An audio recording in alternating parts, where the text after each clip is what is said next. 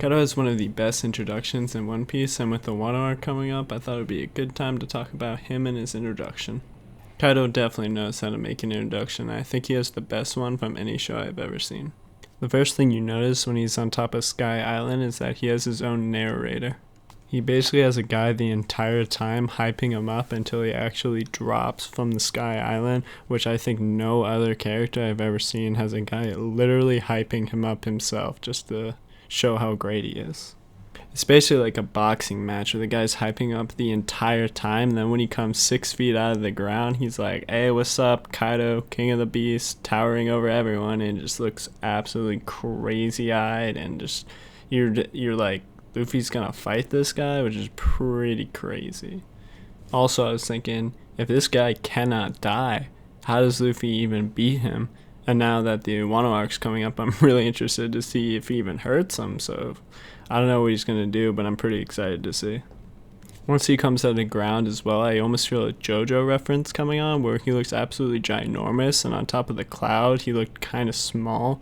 So it's like before JoJo and then after JoJo.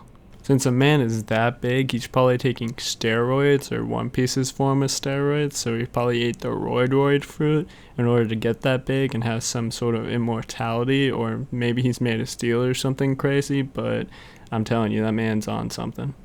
Also, can we take a second to realize that he jumped off an island in the sky to die? So he was trying to go out in an epic way and then just ended up hurting his head, which is crazy because the guy's crazy in itself probably. So, I mean, talk about an epic way to die, but it didn't work, so he's pissed off that it didn't work, which, okay, man, most people don't want to die, but I respect it.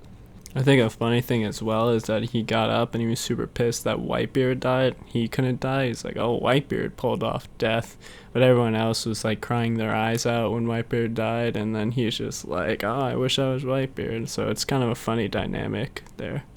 My favorite part has to be towards the end, though, where you still don't know who the guy is, and then they're like, the man looking for a place to die is Kaido, King of the Beast, and you're like, oh, that's Kaido, and you're like, oh my god, that's Kaido.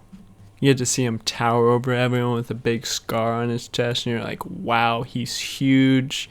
He's got a giant scar. This guy's for real. He's a Yonko. And it would be pretty cool to see where he got that scar. My bet is probably from Shanks or one of the other Yonkos. And he's probably super pissed about that. So when he sees Luffy, he'll probably remember the scar because Luffy and them are connected. Maybe. Who knows? But the guy is awesome. I can't wait to see more.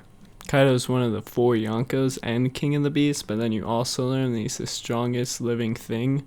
And he also wants to start a war, which is crazy because the guy wants to start a war. Like, that's all his only goal apparently right now is just to start a war. And Luffy's going to have to deal with that if he wants to become king of the pirates. So he's probably going to have to face Kaido, which is super exciting for the future.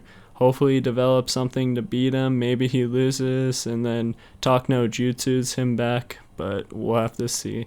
Anyways, thanks for watching and I hope you enjoyed.